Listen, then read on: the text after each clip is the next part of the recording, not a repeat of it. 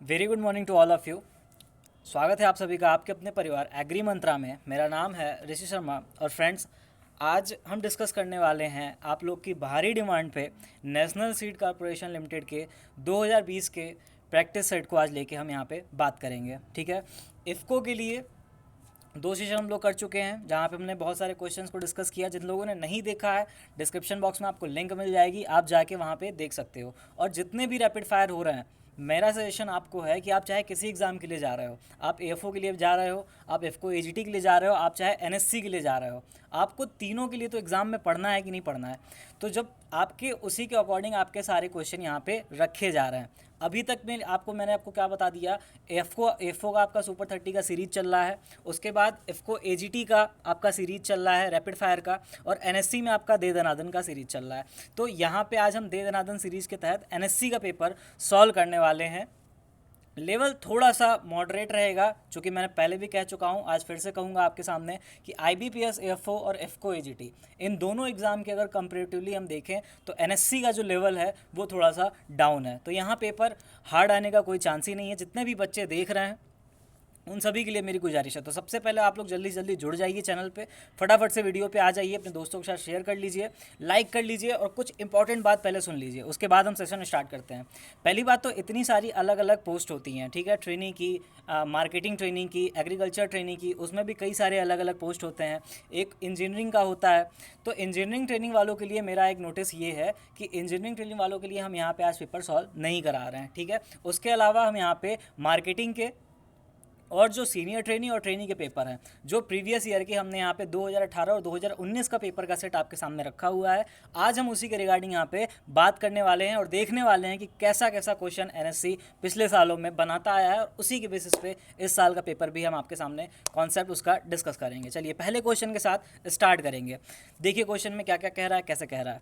Which character is not required for estimating the yield of rice. इनमें से कौन सा लक्षण जो है वो पैदावार का अनुमान लगाने के लिए इस्तेमाल नहीं किया जाता, ठीक है। आपको क्वेश्चन में बताना है कि इनमें से कौन सा ऐसा लक्षण है, कौन सा ऐसा कैरेक्टर है जिसका उपयोग हम पैदावार का अनुमान लगाने के लिए नहीं करते हैं। याद रखिएगा, नहीं करते हैं। तो आपको यहाँ पे बताना है। सीनियर ट्रेनी 2019 का आया हुआ पेपर में आपका क्वेश्चन है।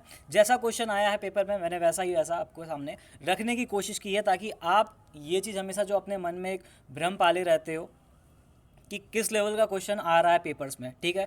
मैं आपको अपने लेवल से जो है बहुत हाई लेवल का पेपर करा दूं, ठीक है, बहुत अच्छे अच्छे स्कीम्स के साथ और तमाम प्रकार के नए नए टफ क्वेश्चंस के साथ, अपने बनाए हुए क्वेश्चंस के साथ। बट होना क्या है, पेपर में जाके आपको वही लेवल आपका डाउन हो जाना है। तो मुझे उसके अकॉर्डिंग आपको चीज़ें यहाँ पे मजबूरी में देनी पड़ रही हैं। तो एनएससी के लिए आपको ये सारी चीज़ें यहाँ पे ऐसी ही मिलेगी। उसके अलावा जब हम बात करेंगे, अब बात करने वाले हम एफओ की। तो एफओ का जैसा भी टारगेट होता है, जो कॉन्सेप्ट के साथ क्वेश्चन आते हैं, फिर हम एफओ के लेवल से अपना क्वेश्चन हम करेंगे। चलिए इस क्वेश्चन का जो आंसर हो जाएगा, क्या हो जाएगा, डेज ऑफ मैच्योरिटी, ठीक है। परिपक्वता की जो अवधि होती है उसका हमारे पैदावार का अनुमान लगाने से, यानी कि ईल्ड का निकालने से, ईल्ड एस्टिमेट करने से कोई संबंध नहीं होता है। चलिए क्वेश्चन नंबर 2 की तरफ मूव करेंगे।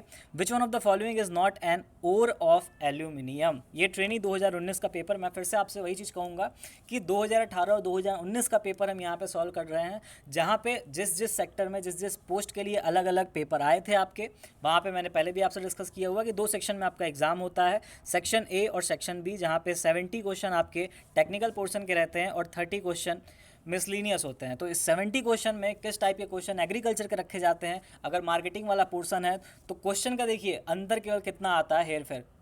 जितने भी अलग अलग पेपर होते हैं उसमें बस क्वेश्चंस को इधर उधर घुमा के आपके सामने रख दिया जाता है। बट अगर ओवरऑल स्टैंडर्ड की बात करें पूरे एग्जाम की, तो वो स्टैंडर्ड पूरा आपका मॉडरेट रखा जाता है। किसी भी तरह का कोई आपको टफ क्वेश्चन देखने को नहीं मिलेगा, जैसा कि आप एफको एजीटी में और अपने आईबीपीएस एफओ और अदर एलाइड एग्ज़ाम्स के बारे में देखते हो। तो यहाँ पे एल्यूमिनियम के ओर यानी खनिज के बारे में पूछा जा रहा है कि इनमें से कौन एल्यूमिनियम का खनिज नहीं है। इस क्वेश्चन में आपको सही जवाब देना है। तो यहाँ पे ऑप्शन डी हमारा राइट आंसर हो जाएगा, डोलोमाइट। डोलोमाइट जो है वो कैल्शियम का खनिज है, ठीक है, कैल्शियम का ओर है। और बाकी के जो तीनों ऑप्शन दिए गए हैं, बॉक्साइट, क्रायोलाइट और कोरंडम, ये तीनों के तीनों जो हैं एल्यूमिनियम के कोर हैं, तो इसका सामने आपके सामने इसका आंसर। चलिए क्वेश्चन नंबर 3 की ओर मूव करेंगे। When a firm sets a very low price for one or more of its products with the intention of driving its competitors out of business. जब कोई कंपनी अपने प्रोडक्ट्स की, एक या एक से ज़्यादा प्रोडक्ट्स की जो प्राइस होती है उसको बहुत ही ज़्यादा घटा दे, क्या कर दे, वेरी लो प्राइस, बहुत ही ज़्यादा घटा दे, वो भी किसके लिए, ताकि उसके जो कॉम्पिटिटर्स हैं, जो मार्केट में उसके प्रतियोगी हैं, वो क्या हैं, वो बिजनेस से बाहर हो जाए। ठीक है, क्वेश्चन को समझिएगा। सीनियर ट्रेनी मार्केटिंग 2019 का क्वेश्चन आपके सामने रखा गया है। जैसा क्वेश्चन पेपर में आया था वैसा क्वेश्चन आपके सामने सीधा रख दिया गया है, ताकि बच्चे जो परेशान होते हैं पेपर को लेके, उन्हें पेपर मिलता नहीं है, क्वेश्चन कैसे तैयार करने हैं उसका आइडिया आपको पेपर से पहले एग्री मंत्रा की तरफ से लग जाए। तो जितने भी साथी जुड़ चुके हैं, बहुत ही जोरदार तरीके से अपने दोस्तों के साथ एक बार शेयर कर दीजिए। जितने भी लोग नए जुड़ रहे हैं आज एग्री मंत्रा चैनल पे, वो हमारे चैनल को सब्सक्राइब कर सकते हैं, बेल आइकन प्रेस कर सकते हैं, और अगर सेशन पसंद आए तो जाने से पहले लाइक करके जाइएगा, और अपने वैल्यूएबल कमेंट्स जो है, अपने वैल्यूएबल फीडबैक जो है कमेंट्स में लिख के जाइएगा। तो जब ऐसी स्थिति आती है, जब कोई कंपनी अपना प्रोडक्ट्स की एक या एक से ज़्यादा प्रोडक्ट्स की कीमत जो है, मूल्य जो है वो घटा देती है, तो इसको इस प्रकार के मूल्य निर्धारण को क्या टर्म दिया जाता है, तो यहाँ पे ऑप्शन ए हमारा राइट आंसर हो जाएगा। ठीक है, इसे हम प्रीडेटरी प्राइसिंग या फिर इसे हम लूटमारी मूल्य निर्धारण कहते हैं। ठीक है, क्या कहते हैं, लूटमारी मूल्य निर्धारण, या फिर इसे प्रीडेटरी प्राइसिंग कहते हैं। ठीक है, इकोनॉमी प्राइसिंग यहाँ पे नहीं होनी है, साइकोलॉजिकल प्राइसिंग भी यहाँ नहीं होनी है। चलिए, तो ऑप्शन ए यहाँ पे राइट आंसर हो जाएगा। चलिए क्वेश्चन 4 की तरफ बढ़ेंगे। Kalyanpur Baramasi is a cultivar of, ये आपके ट्रेनी 2019 का पेपर है। ठीक है, सारे क्वेश्चन आपके पेपर से निकाल के आपके सामने आज रखे गए हैं, ताकि आपको एक पेपर का ग्लिम्स आपके सामने दिखाया जाए कि प्रीवियस के पेपर में कैसे कैसे क्वेश्चन आपके सामने बने थे, और इस बार उसी से आप अंदाज़ा लगा सकते हो, गेस कर सकते हो कि कैसे क्वेश्चन बनने के आसार आपके सामने दिख रहे हैं। तो कल्याणपुर बारामसी की बात करेंगे, तो कल्याणपुर बारामसी जो है वो एक बिटर गार्ड की, ठीक है, करेले की एक कल्टीवार है, याद रखिएगा। और करेले से एक संबंधित क्वेश्चन आपको यहाँ बताता चलूँ। मोमोरडिसिन जो है ये होता है बिटरनेस का रिस्पॉन्सिबल। अगर बिटर गार्ड के बिटरनेस के लिए जो रिस्पॉन्सिबल फैक्टर होता है वो कौन सा होता है, आप ध्यान रखिएगा, मोमोरडाई सिन या फिर मोमोरडी सिन इसे कहते हैं। चलिए आगे बढ़ते हैं, क्वेश्चन नंबर 5 की तरफ मूव करते हैं। Nitrogen fertiliser in tomato should be applied as, अगर नाइट्रोजन फर्टिलाइजर की बात करें और टोमेटो में, तो टोमेटो में नाइट्रोजन फर्टिलाइजर कब दिया जाता है, किस अवधि पर दिया जाता है, आपके सामने 4 ऑप्शन, और आपको इसका सही जवाब बताना है। सीनियर ट्रेनी 2019 का पेपर, वहाँ से निकाल के आपके सामने क्वेश्चन दिया गया हुआ है। चलिए, जब नाइट्रोजन फर्टिलाइज़र की बात करते हैं तो यहाँ 50% जो फर्टिलाइज़र होता है हमारा, उसे हम ट्रांसप्लांटिंग के पहले, ठीक है, रोपड़ के पहले देते हैं, और 50% जो हमारा फर्टिलाइज़र होता है उसे हम 25 से 30 दिनों के बाद देते हैं। तो यहाँ ऑप्शन हमारा सी जो है राइट आंसर हो जाएगा इस क्वेश्चन के लिए। चलिए 6 की तरफ बढ़ेंगे। Proper time to use simazine for control of weeds in sugar cane is, sugar cane में खरपतवार नियंत्रण के लिए सिमाजीन का उपयोग हम किस समय पर करते हैं, इस क्वेश्चन में आपको इस क्वेश्चन का राइट आंसर बताना है। सीनियर ट्रेनी 2019 का क्वेश्चन आपके सामने है। जितने भी लोग एफको एजीटी और एएफओ वाले देख रहे हैं उनके लिए भी ये सारे क्वेश्चन इंपॉर्टेंट है। वो ऐसा ना समझे कि मैंने जैसा आपसे कह दिया कि लेवल जो है वो स्टैंडर्ड जो है वो मॉडरेट है, बट कहीं ना कहीं अगर ये एग्जाम में पूछे गए हैं क्वेश्चन तो कहीं ना कहीं इनके फ्यूचर में आने के, रिपीट होने के चांसेस बहुत ज़्यादा हैं। और रिपीट करने के मामले में एनएससी बार बार क्वेश्चन जो है अपने पेपर्स में रिपीट करता है। जैसे इस बार एक कल्टीवार पूछ लिया किसी क्रॉप का, तो दूसरी बार दूसरे पेपर में यानी कि दूसरे सेशन में उसी क्रॉप से रिलेटेड कोई दूसरा कल्टीवार आपसे पूछ सकता है। तो इस प्रकार की रिपीटेशन जो है एनएससी के पेपर में सिर्फ देखने को मिलती है, ध्यान रखिएगा। तो सिमाजिन का उपयोग हम कब करते हैं, शुगर केन के केस में खरपतवार नियंत्रण के लिए। तो यहाँ ऑप्शन सी हमारा राइट आंसर हो जाएगा, आफ्टर जर्मिनेशन। ठीक है, जब जमाव हो जाता है तो जमाव के बाद हम सिमाजिन का यूज़ करते हैं। क्वेश्चन नंबर 7 की तरफ मूव करेंगे। डिप्रेसिएशन मीन्स, ठीक है, सीनियर ट्रेनी मार्केटिंग 2019 का क्वेश्चन आपके सामने आपके स्क्रीन पे, अच्छा क्वेश्चन आपके स्क्रीन पे रखा गया है। फटाफट से सभी लोग इसका आंसर बताइए। बिल्कुल, यहाँ पे बी ऑप्शन जो है राइट आंसर हो जाएगा, loss of value of equipment over time due to wear and tear, यानी कि टूट फूट के कारण कुछ समय के बाद उपकरणों के मूल्य में जो हानि हो जाती है उसको हम डिप्रेसिएशन या मूल्यह्रास कहते हैं। ध्यान रखिएगा, टूट फूट के कारण कुछ समय बाद उपकरणों की जो मूल्य में हानि हो जाती है उसे हम मूल्यह्रास कहते हैं। क्वेश्चन नंबर 8 की तरफ मूव करेंगे। Topping is a practice done in which crop, ठीक है, पूछा जा रहा है शीर्ष कर्तन जिसे हम टॉपिंग कहते हैं, वो निम्न में से किस फसल में की जाती है, किस फसल की एक ऑपरेशन है, किस फसल की एक प्रक्रिया है जो की जाती है। इस क्वेश्चन का आपको सही आंसर बताना है। तो बिल्कुल यहाँ पे ऑप्शन सी जो है, बहुत सारे लोग सही आंसर दे रहे हैं, तो टोबैको यहाँ पे जो है राइट आंसर हो जाएगा। दरअसल करते क्या है, टोबैको प्लांट में इमरजेंस के या तो पहले या तो उसी समय या तो कुछ दिन बाद या कुछ समय बाद जो है, जो टर्मिनल बर्ड्स होती हैं, ठीक है, उसको रिमूव कर दिया जाता है। ध्यान रखिएगा, जो टर्मिनल बर्ड्स होती हैं उसे रिमूव कर दिया जाता है। और किया किस लिए जाता है ये भी आपको ध्यान रखना है, to improve the size and quality of leaves. ठीक है, लीव्स के साइज को इम्प्रूव करने के लिए और क्वालिटी को इम्प्रूव करने के लिए ऐसा किया जाता है।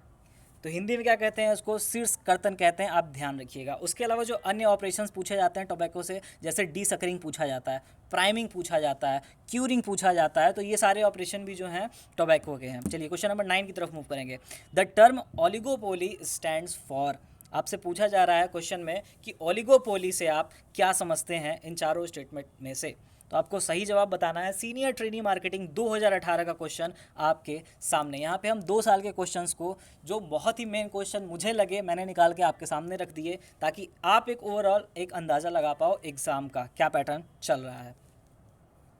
ओलिगोपोली से आप क्या समझते हैं, तो बिल्कुल यहाँ पे सी ऑप्शन जो है राइट आंसर हो जाएगा। जब किसी कमोडिटी के 2 या 2 से अधिक विक्रेता हो जाएं, ठीक है, 2 या 2 से अधिक विक्रेता हो जाए, सेलर्स हो जाएं, तो इस प्रकार की सिचुएशन को हम ओलिगोपोली कहते हैं। चलिए क्वेश्चन नंबर 10 की तरफ मूव करेंगे। Regional centre of international rice research institute is recently established in India at, हाल ही में इंटरनेशनल राइस रिसर्च इंस्टीट्यूट मतलब IRRI का रीजनल सेंटर भारत में किस स्थान पे बनाया गया है। बहुत ही अच्छा क्वेश्चन आपके सामने, सीनियर ट्रेनी 2018 के पेपर में आया हुआ क्वेश्चन आपके सामने रखा गया है। तो बिल्कुल यहाँ पे ए ऑप्शन जो हमारा राइट आंसर हो जाएगा, वाराणसी। ठीक है, 29 दिसंबर, ध्यान रखिएगा, डेट भी ध्यान रखिएगा, 29 दिसंबर 2018 को ये इस्टेब्लिश हुआ था। ये IRRI का रीजनल सेंटर भारत में बनाया गया है, जिसे IRRI south Asia regional centre के नाम से भी जाना जाता है। चलिए क्वेश्चन नंबर 11 की तरफ मूव करेंगे। Nipping in gram is done to, ठीक है, ग्राम में, चिकपी में निपिंग की प्रक्रिया क्यों की जाती है। यहाँ पे आपको चारों ऑप्शंस में से बिल्कुल सही ऑप्शन चूज़ करना है। ठीक है, ध्यान रखिएगा, बिल्कुल सही ऑप्शन आपको यहाँ पे चूज़ करना है। निपिंग जिसे खुटाई भी कहते हैं, तो ग्राम में खुटाई किस पर्पज़ के लिए की जाती है, तो बिल्कुल यहाँ पे ऑप्शन बी जो है हमारा राइट आंसर हो जाएगा, ब्रांचिंग को इंड्यूस करने के लिए। ठीक है, ब्रांचिंग को बढ़ाने के लिए हम यहाँ पे निपिंग की प्रोसेस करते हैं। निपिंग को, इसी को ग्राम में टॉपिंग के नाम से भी जाना जाता है, तो ये भी याद रखिएगा, और क्लिपिंग भी कहा जाता है। ठीक है, और होता कब है ये भी बहुत ही इंपॉर्टेंट है, 30 to 45 डेज आफ्टर सोइंग। ग्राम की जब हम सोइंग कर देते हैं तो 30 से 45 दिनों बाद निपिंग की जाती है। किस लिए, ब्रांचिंग को इंड्यूस करने के लिए। 12 की तरफ बढ़ेंगे। Marginal cost is equal to, यहाँ पे आपसे पूछा जा रहा है सीमांत लागत। ठीक है, सीमांत लागत किसके बराबर है, इस क्वेश्चन में आपको सही जवाब देना है।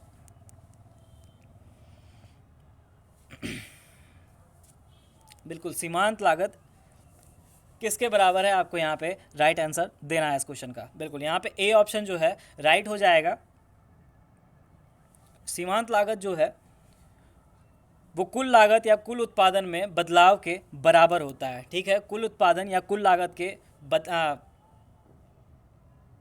बदलाव के बराबर होता है। चलिए क्वेश्चन नंबर 13 की तरफ मूव करेंगे। विच इज़ मिसमैच्ड, यहाँ पे इन चारों ऑप्शंस में से कौन सा सुमेलित नहीं है, आपको इस क्वेश्चन में बिल्कुल सही आंसर यहाँ पे बताना है इस क्वेश्चन का। निम्न में से कौन सुमेलित नहीं है। लेप्टोप्टेरा बटरफ्लाई बिल्कुल सही है। कोलियोप्टेरा की बात करें तो बीटल्स बिल्कुल सही है, और ए टेरिगोटा की बात करें तो यहाँ लेपिस्मा बिल्कुल सही है। तो यहाँ ऑप्शन बी जो है राइट आंसर हो जाएगा, यानी कि ये यहाँ पे सुमेलित नहीं है। हेमिप्टेरा में बग्स आते हैं, और अगर टर्माइट की बात करेंगे तो ये आइसोप्टेरा का मेंबर है। किसका मेंबर है, आपको ध्यान रखना है, आइसोप्टेरा का। चलिए अगले क्वेश्चन की ओर बढ़ेंगे। Question number 14, sprouting of potato in storage conditions is due to, यानी कि भंडारण के दौरान आलू में, पोटैटो में जो अंकुरण की समस्या पैदा हो जाती है वो किसके कारण पैदा होती है। इस क्वेश्चन का आपको राइट आंसर बताना है। बिल्कुल, बहुत दमदारी के साथ सबको एक बार फिर से सेशन को शेयर कर दीजिए अपने दोस्तों के साथ, ताकि प्रीमियर के दौरान आके वो सेशन को एंजॉय कर सकें। बिल्कुल, भंडारण के दौरान आपसे पूछा जा रहा है कि आलू में अंकुरण के लिए कौन रिस्पॉन्सिबल होता है, तो यहाँ ऑप्शन बी जो है हमारा राइट आंसर हो जाएगा, जिब्रेलिन। ठीक है, जिब्रेलिन जो है इसके वजह से स्प्राउटिंग की प्रॉब्लम जो है क्रिएट हो जाती है, और इसको कम करने कंट्रोल करने के लिए हम क्या करते हैं, ये भी आप ध्यान रखिएगा, मैलिक हाइड्राजाइड, ठीक है, MH मैलिक हाइड्राजाइड का यूज़ करते हैं हम, हार्वेस्टिंग से पहले स्प्रे कर देते हैं पूरे फील्ड में। तो इससे क्या होता है, फिर स्टोरेज के दौरान स्प्राउटिंग की प्रॉब्लम थोड़ी सी रिड्यूस हो जाती है। वैसे अगर अधिक समय तक रखेंगे तो स्प्राउटिंग की प्रॉब्लम फिर से देखने को मिलती है, बट केमिकली हम इसे कंट्रोल कर सकते हैं। 15 की तरफ मूव करेंगे। During mitosis the centromere divides eight which stage. तो आपको बताना है कि माइटोसिस के दौरान सेंट्रोमियर किस स्टेज पर, कोशिका विभाजन की किस स्टेज पर जो है वो डिवाइड होता है सेंट्रोमियर। तो आसान सा क्वेश्चन है, उम्मीद है बहुत सारे लोगों को इसका सही आंसर पता होगा। यहाँ पे ऑप्शन बी जो है हमारा राइट आंसर हो जाएगा, एनाफेज की अवस्था में। ठीक है, क्वेश्चन नंबर 16 की तरफ बढ़ेंगे। Some flowers open during the day and close at night, this is known as. कुछ फ्लावर्स ऐसे होते हैं, कुछ पुष्प ऐसे होते हैं जो दिन के दौरान, ठीक है, दीवा काल के दौरान खुलते हैं और रात में बंद हो जाते हैं। तो इस प्रकार की घटना को क्या कहा जाता है, या इस प्रकार के फ्लावर्स को, अरेंजमेंट को क्या कहा जाता है? बिल्कुल आपको सही आंसर बताना है। अच्छा क्वेश्चन आपके स्क्रीन पे, बिल्कुल यहाँ पे बी ऑप्शन जो है राइट आंसर हो जाएगा, फोटोनेस्टी। अब फोटोनेस्टी क्या है समझिएगा इस चीज़ को। प्लांट्स में, फ्लावर्स में कुछ मूवमेंट्स पाई जाती हैं स्पेशल, जिसे हम नेस्टिक मूवमेंट कहते हैं। ठीक है, तो ये अलग अलग टाइप की होती हैं, जैसे सिस्मोनेस्टिक होता है, ठीक है, फोटोनेस्टिक होता है, थर्मोनेस्टिक होता है। ठीक है, तो इस प्रकार की अलग अलग एक नेस्टिक मूवमेंट्स होती हैं। तो इस नेस्टिक मूवमेंट्स में जो फोटोनेस्टिक मूवमेंट होता है, जिसे हम फोटोनेस्टी कहते हैं, होता क्या है उसमें जो फ्लावर्स होती हैं। अच्छा, एग्जांपल की मैं आपको बात बता दूं। एग्जांपल में जैसे डेंडेलियन फ्लावर, ठीक है, याद रखिएगा, डेंडेलियन फ्लावर, या एक और एग्जांपल है मून फ्लावर। तो इन दोनों में होता क्या है, इनके फ्लावर्स जो हैं वो दिन भर तो खुले रहते हैं, बट शाम के टाइम जैसे ही रात होती है उस टाइम पे ये क्लोज होने लगते हैं। तो इस प्रकार की घटना को क्या कहते हैं, फोटोनेस्टी कहते हैं। आपके पेपर में आया हुआ क्वेश्चन है। चलिए क्वेश्चन नंबर 17 की तरफ मूव करेंगे। Plant tolerant to high salinity conditions are called. ठीक है, plant tolerant to high salinity condition, ऐसे प्लांट्स जिनमें सैलिनिटी कंडीशन को, हाईली सैलिनिटी को झेलने की, टॉलरेंट करने की क्षमता होती है, टॉलरेंट करने की क्षमता होती है, उन्हें क्या कहा जाता है? बिल्कुल यहाँ पे ए ऑप्शन जो है हमारा राइट आंसर हो जाएगा, उन्हें हेलोफाइट्स कहा जाता है। क्या कहा जाता है? हेलोफाइट्स। और हाइड्रोफाइट्स में वो आते हैं जो कम्प्लीटली या पार्शली सबमर्ज होते हैं फ्रेश वाटर में। ठीक है, ऐसे प्लांट्स जो कम्प्लीटली या पार्शली सबमर्ज होते हैं फ्रेश वाटर में, तो ये ध्यान रखिएगा। बिल्कुल, और जीरोफाइट्स की अगर बात करें, दिस इज एक्स। ओके, अगर जीरोफाइट्स की बात करें तो इसमें कैक्टस, पाइनएप्पल इसके एग्जाम्पल होते हैं। 18 की तरफ बढ़ेंगे। The following implement is suitable for pulverizing the soil before sowing. बिल्कुल, इसमें से कौन सा उपकरण, कौन सा इम्प्लीमेंट जो होता है वो सोइंग से पहले, ठीक है, बुआई से पहले सॉयल को पल्वराइज करने के लिए, भुरभुरी बनाने के लिए इस्तेमाल किया जाता है? इनमें से कौन सा उपकरण, कौन सा इम्प्लीमेंट जो है सोइंग के पहले मिट्टी को भुरभुरी बनाने के लिए इस्तेमाल किया जाता है? तो बिल्कुल यहाँ पे ऑप्शन डी हमारा राइट आंसर हो जाएगा, डिस्क हैरो का हम यूज़ करते हैं। चलिए क्वेश्चन नंबर 19 की तरफ बढ़ेंगे। The edible part of coconut is. अब इससे भी आप अंदाज़ा लगा सकते हो कि कैसे कैसे क्वेश्चन आपके पेपर में आ रहे हैं। तो इतनी प्रिपरेशन तो आपने एग्री मंत्रा के साथ कर ही रखी है कि आप जैसा भी पेपर आएगा, आप पेपर को बहुत अच्छे तरीके से कर ले जाएंगे। बिल्कुल, तो यहाँ से क्वेश्चन पूछा जा रहा है कि कोकोनट का खाया जाने वाला भाग कौन सा होता है? बिल्कुल, यहाँ पे ऑप्शन सी जो है हमारा राइट आंसर हो जाएगा, एंडोस्पर्म यूज़ किया जाता है एज एडिबल पार्ट। चलिए क्वेश्चन नंबर 20 की तरफ मूव करेंगे। Ratooning is a practised in which one of the following crop. Ratooning की जो प्रोसेस होती है, जो प्रक्रिया होती है, निम्न में से किस फसल में की जाती है? इस क्वेश्चन को आपको बताना है। बहुत ही इंपॉर्टेंट क्वेश्चन आपके अपकमिंग एग्जाम्स के लिए। सीनियर ट्रेनिंग 2019 का पेपर का क्वेश्चन आपके सामने। रेटूनिंग की प्रोसेस, बिल्कुल यहाँ पे ऑप्शन डी जो है हमारा राइट आंसर हो जाएगा, शुगर केन में, गन्ना में ये प्रोसेस प्रक्रिया की जाती है।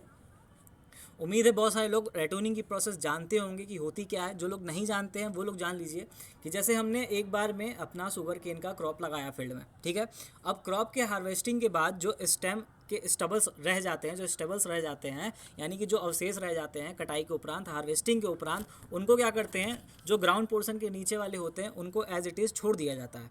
होता क्या है, कुछ समय बाद जब अगला फेवरेबल इन्वायरमेंट आता है, कंडीशन आता है, तो उनमें स्प्राउटिंग शुरू होनी हो जाती है। ठीक है। तो स्प्राउटिंग जब हो जाती है तो इस प्रकार जो क्रॉप एक नई ग्रो कर आती है उसको क्या कहते हैं हम, रैटून क्रॉप कहते हैं। ध्यान रखिएगा, उसे हम फिर क्या कहते हैं, रैटून क्रॉप कहते हैं, जिसमें जो नाइट्रोजन का यूज़ होता है वो 20%, ठीक है, पहले की अपेक्षा 20% बढ़ जाता है। ये भी आपसे क्वेश्चन में पूछा जाता है, ध्यान रखिएगा। 20% नाइट्रोजन की उसमें आवश्यकता बढ़ जाती है। और एक चीज़ और याद रखिएगा कि ये रेटूनिंग सिर्फ एक ही सीजन के लिए इकोनॉमिकल मानी जाती है, ये भी आप ध्यान रखिएगा, सिर्फ एक सीजन के लिए इकोनॉमिकल होती है। चलिए 21 की तरफ पढ़ेंगे। Which one is not a symptom of poor drainage, इनमें से कौन सा एक पुअर ड्रेनेज, खराब जल निकासी का लक्षण नहीं है, ठीक है। ध्यान रखिएगा, नॉट अ सिम्टम बोला गया है क्वेश्चन में। सीनियर ट्रेनी 2019 का क्वेश्चन आपके सामने। बिल्कुल, यहाँ ऑप्शन डी जो है राइट आंसर हो जाएगा, लोअरिंग ऑफ वाटर टेबल, ठीक है। जल स्तर के घटने से ड्रेनेज का कोई संबंध होता ही नहीं है। और बाकी अगर पौधों का पीला पड़ना तो ये भी पुअर ड्रेनेज के कारण होता है, ठीक है। सैलो एंड स्टंटेड रूट यानी कि बौनी और उथली जड़ें रह जाती हैं, पौधों की अच्छे से विकास नहीं हो पाती और प्लांट ग्रोथ पुअर होता है। 22 की तरफ मूव करेंगे। Mulching is a process that helps in, mulching की प्रक्रिया जो होती है वो निम्न में से किसके लिए जिम्मेदार होती है या फिर किसके लिए मददगार साबित होती है। आपको सबसे अप्रोप्रिएट आंसर यहाँ पे इस क्वेश्चन का बताना है। बिल्कुल बिल्कुल, जो मल्चिंग की प्रोसेस होती है वो मॉइस्चर कंजर्वेशन के लिए सबसे ज़्यादा हेल्पफुल होती है, ठीक है। आर्द्रता संरक्षण इसे कहते हैं, उसके लिए सबसे ज़्यादा वीट कंट्रोल होता है। बट यहाँ पे सबसे अप्रोप्रिएट आपको यहाँ पे आंसर बताना है इस क्वेश्चन का। तो सबसे अप्रोप्रिएट क्वेश्चन का आंसर क्या हो जाएगा, मॉइस्चर कंजर्वेशन। 23 की तरफ मूव करेंगे। The process of development of seed from anther is called as, अगर पराग कोश से हम बीज का विकास कर रहे हैं या फिर ऐसे कह सकते हैं कि पराग कोश से बीज विकसित हो रहा है, तो इस प्रक्रिया को, इस प्रोसेस को क्या टर्म दिया जाता है। तो बिल्कुल यहाँ पे ऑप्शन ए हमारा राइट आंसर हो जाएगा, इसे एंड्रोजेनेसिस यानी कि पुंजनन कहते हैं। ध्यान रखिएगा, एंड्रोजेनेसिस या फिर इसे पुंजनन कहते हैं। चलिए 24 की तरफ पढ़ेंगे। Deficiency of which element causes whip tail disease in cauliflower, cauliflower में विप टेल डिजीज़ को कॉज करने के लिए विप टेल डिजीज़ किस एलिमेंट की कमी से कॉज होता है, ठीक है। बहुत ही इंपॉर्टेंट क्वेश्चन आपके एग्जाम के लिए। कलीफ्लावर की बात हो रही है और यहाँ पे विप टेल डिजीज़ को किसकी कमी से ये डिजीज़ कॉज होती है आपको यहाँ पे बताना है। इंपॉर्टेंट क्वेश्चन आपके लिए। तो यहाँ मॉलिब्डेनम जो है, सी ऑप्शन हमारा राइट आंसर हो जाएगा। 25 की तरफ मूव करेंगे। Weedicide controlling Phalaris minor in wheat crop is, गेहूं की फसल में फेलरिस माइनर यानी कि गेहूंसा या फिर जिसे गेहूं का मामा कहते हैं, फेलरिस माइनर को कंट्रोल करने के लिए किस वीडिसाइड का इस्तेमाल किया जाता है। तो यहाँ भी बिल्कुल आपको अप्रोप्रिएट आंसर देना है। जो सबसे सूटेबल आंसर होगा, जो सबसे सूटेबल ऑप्शन होगा वो यहाँ पे राइट आंसर होगा। तो बिल्कुल यहाँ पे ऑप्शन बी जो है राइट आंसर हो जाएगा, आइसोप्रोटुरान, ठीक है। आइसोप्रोटुरान जिसकी हम डोज जो है कितनी रखते हैं, 1.1 से 1.25 kg प्रति हेक्टेयर, ठीक है। याद रखिएगा 1 to 1.25 kg पर हेक्टेयर की डोज हम देते हैं आइसोप्रोटुरान के लिए, फेलरिस माइनर को कंट्रोल करने के लिए। और ये दी कब जाती है ये भी आप ध्यान रखिएगा, after the sowing 25 to 30 days, ठीक है। 25 to 30 डेज आफ्टर सोइंग ये आइसोप्रोटुरान की डोज दी जाती है। फेलरिस माइनर जिसे हम कैनरी ग्रास कहते हैं, गेहूं का मामा भी कहते हैं, गुल्ली डंडा भी कहते हैं, इसको कंट्रोल करने के लिए। चलिए 26 की तरफ मूव करेंगे। Bhadawari buffalo is identified which one body colour, अगर भदावरी बुफेलो की बात करें, भैंस की बात करें, तो इसमें से कौन सा कलर होता है उसके बॉडी का, यानी कि शरीर का कौन सा रंग, कैसा रंग होता है, इस क्वेश्चन में आपको बताना है। ट्रेनी 2018 का क्वेश्चन आपके स्क्रीन पर। बिल्कुल यहाँ पे ऑप्शन बी जो है राइट आंसर हो जाएगा, कॉपर, ठीक है। कॉपर कलर्ड होती है भदावरी बुफेलो, एक चीज़। दूसरी इंपॉर्टेंट चीज़, हाईएस्ट इंडिजिनस फैट परसेंटेज पाया जाता है इसके मिल्क पे। तो याद रखिएगा फैट परसेंटेज जो है सबसे ज़्यादा इस इंडिजिनस नस्ल में, ब्रीड में, भदावरी में पाई जाती है। 27 की तरफ मूव करेंगे। Grain crop most sensitive to soil acidity is, इनमें से कौन सी ग्रेन क्रॉप सॉयल एसिडिटी यानी कि मृदा अम्लता के लिए सबसे ज़्यादा सेंसिटिव है। बिल्कुल यहाँ पे आपको इस क्वेश्चन का बताना है कि सबसे ज़्यादा मृदा अम्लता के लिए कौन सी फसल सबसे अधिक संवेदनशील है। तो बिल्कुल यहाँ पे ऑप्शन बी हमारा राइट आंसर हो जाएगा, बार्ले यानी कि जौ जो है वो मोस्ट सेंसिटिव क्रॉप है सॉयल एसिडिटी के लिए। 28 की तरफ मूव करेंगे। Which one of the following disease is favoured by dry soil condition, इनमें से कौन सी डिजीज़ जो है, कौन सी बीमारी जो है वो शुष्क मृदा परिस्थितियों के वजह से फेवर्ड होती है, यानी कि उसकी बढ़ोतरी होती है। अगर शुष्क मृदा कंडीशन मिलता है, ड्राई सॉइल कंडीशन मिलता है, तो ये डिजीज़ जो है बहुत तेज़ी से स्प्रेड करती है। बिल्कुल, यहाँ पे इस क्वेश्चन का आपको राइट आंसर देना है। बहुत सारे लोग सही जवाब दे रहे हैं, और जब सही जवाब आता है तो बिल्कुल अच्छा लगता है। Sorry, just a second.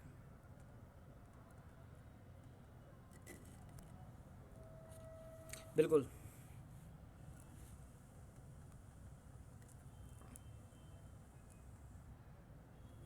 तो सही आंसर बताना है आपको 28 क्वेश्चन का।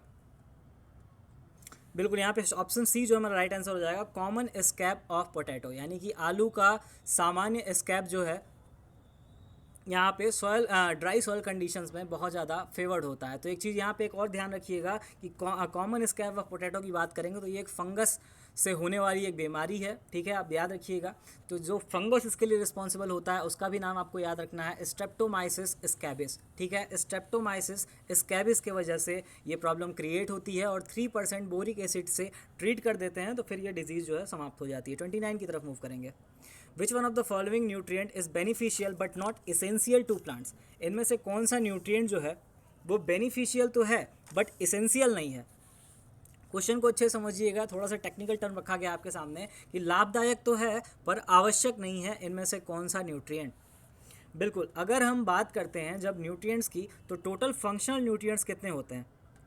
अगर फंक्शनल न्यूट्रिएंट्स की बात करते हैं तो हम कितने पढ़ते हैं, 21 पढ़ते हैं, ठीक है। फंक्शनल न्यूट्रिएंट्स की मैं बात कर रहा हूँ, और उसमें से जो एसेंशियल न्यूट्रिएंट्स होते हैं उनकी संख्या कितनी होती है, 17 होती है, 17 होती है। और 4 जो होते हैं उन्हें हम बेनिफिशियल न्यूट्रिएंट्स की कैटेगरी में रखते हैं। कितने, 4 को हम बेनिफिशियल न्यूट्रिएंट्स की कैटेगरी में रखते हैं। और वो चारों न्यूट्रिएंट्स कौन कौन से होते हैं ये भी आप ध्यान रखिएगा। उनमें कोबाल्ट, सोडियम, सिलिकॉन और वेनेडियम, ये 4 जो हैं न्यूट्रिएंट बेनिफिशियल न्यूट्रिएंट की कैटेगरी में आते हैं। तो ऑप्शन में यहाँ सोडियम दिया गया है बी ऑप्शन में, तो यहाँ सोडियम जो है हमारा राइट आंसर हो जाएगा। चलिए 30 क्वेश्चन की तरफ पढ़ेंगे। Punjab Chhuhara is a variety of, निम्न में से कौन सी फसल की एक उन्नत किस्म है पंजाब छुआड़ा। आपको यहाँ पे सही आंसर बताना है इस क्वेश्चन का। तो बिल्कुल आसान सा क्वेश्चन है, अधिकतर लोगों को आ रहा होगा। टमाटो का ये पंजाब छुआड़ा एक उन्नत किस्म है। चलिए 31 की तरफ बढ़ेंगे। विच one of the following disease of banana is of bacterial origin, निम्न में से बनाना की कौन सी डिजीज़ जो है वो बैक्टीरियल ओरिजिन यानी कि जीवाणुविक उद्गम की एक बीमारी है, जीवाणु से होने वाली एक बीमारी है। निम्न में से कौन सी बीमारी, बनाना की, केले की कौन सी बीमारी जो है वो बैक्टीरिया से होने वाली डिजीज़ है, आपको इस क्वेश्चन में राइट आंसर बताना है। तो बिल्कुल यहाँ पे ऑप्शन बी जो है राइट आंसर हो जाएगा, मोक्को डिजीज़, ठीक है।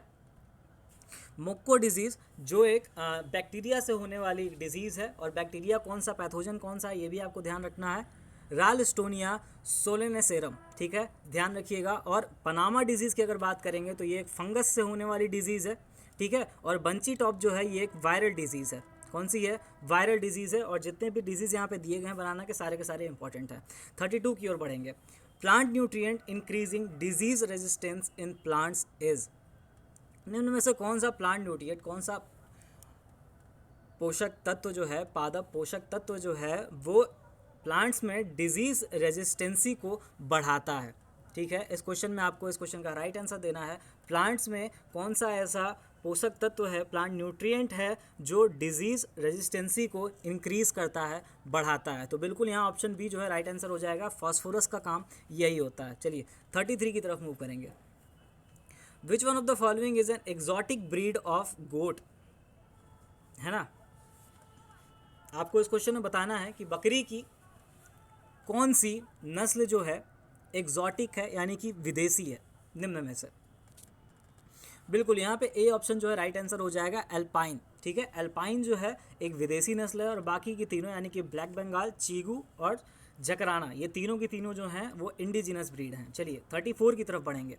When to irrigate wheat after sowing if only one irrigation water is available, wheat के सोइंग के बाद, गेहूं की बुआई के बाद अगर सिर्फ सिंचाई जल के लिए सिर्फ एक सिंचाई जल अगर उपलब्ध हो, ध्यान रखिएगा ओनली वन इरिगेशन वाटर यहाँ पे दिया गया है, तो यदि सिर्फ एक सिंचाई जल उपलब्ध हो तो वो सिंचाई जल हमें कब देनी चाहिए, कितनी अवधि के बाद देनी चाहिए। तो पहले भी हम इस टाइप के क्वेश्चन कर चुके हैं और ट्रेनिंग 2019 में आया हुआ क्वेश्चन है, तो इसी टाइप के क्वेश्चन हर बार रिपीट होते रहते हैं। तो ध्यान रखिएगा जब हम पढ़ते हैं तो ध्यान में अपने रखते हैं कि CRI स्टेज पे, ठीक है, जो सबसे क्रिटिकल स्टेज होती है इरिगेशन की, जो लगभग 21 दिनों के बाद आती है, तो यहाँ ऑप्शन ए हमारा राइट आंसर हो जाएगा 20 से 25 दिन, यानी कि CRI स्टेज पे हम देते हैं जब हमारे पास एक ही इरिगेशन अवेलेबल होता है। अगर दो होते हैं तो एक हम CRI स्टेज पे देते हैं और दूसरा फ्लावरिंग स्टेज पे देते हैं, याद रखिएगा। 35 की तरफ बढ़ेंगे। The principle of diminishing return explains, ठीक है, ह्रासमान प्रतिफल का सिद्धांत, जिसे हम प्रिंसिपल ऑफ डिमिनिशिंग रिटर्न कहते हैं, निम्न में से कौन सा संबंध प्रदर्शित करता है? आपको इस क्वेश्चन का सही आंसर बताना है। बिल्कुल, और मार्केटिंग के क्वेश्चन पेपर में आप ध्यान रखिएगा कि मार्केटिंग के पेपर में ऐसे ही क्वेश्चन आपके पेपर में हर साल बार बार बन रहे हैं। तो यहाँ पे ऑप्शन बी हमारा राइट आंसर हो जाएगा, फैक्टर प्रोडक्ट रिलेशनशिप, जिसे हम कारक उत्पाद संबंध कहते हैं। यहाँ पे प्रिंसिपल ऑफ डिमिनिशिंग रिटर्न का एक्सप्लेनेशन जो है वो फैक्टर प्रोडक्ट रिलेशनशिप से संबंधित होता है। तो ये आज के हमारे 35 क्वेश्चन हैं। उम्मीद है आपको सेशन पसंद आया होगा। हमारी कोशिश रही कि NSC के पेपरों के बारे में आपको एक ग्लिम्स दे दी जाए। जितने बच्चे परेशान हो रहे थे ट्रेनिंग के पेपर को लेके, सीनियर ट्रेनिंग को पेपर को लेके, मार्केटिंग के पेपर को लेके, उन सब को एक कंबाइंड रूप से यहाँ पे क्वेश्चंस को देने की कोशिश की गई है। अब आने वाले समय में हम और सारे जो हमारे सेशंस होंगे उसमें हम और सारे ज़बरदस्त क्वेश्चन को लेके आएंगे, अपने स्टैंडर्ड को हायर रखेंगे। जो IBPS AFO फॉलो करता है उसी के बेसिस पे हम यहाँ पे पैटर्न पे फिर क्वेश्चंस को सॉल्व करेंगे। तो अभी के लिए NSC का पेपर आपके सामने था। मिलते हैं अगले सेशन में, तब तक अपना ख्याल रखिए, अच्छे से अपनी तैयारी करिए, पेपर को ज़बरदस्त तरीके से दीजिए। मिलते हैं अगले सेशन में। बिल्कुल, जय हिंद, जय भारत।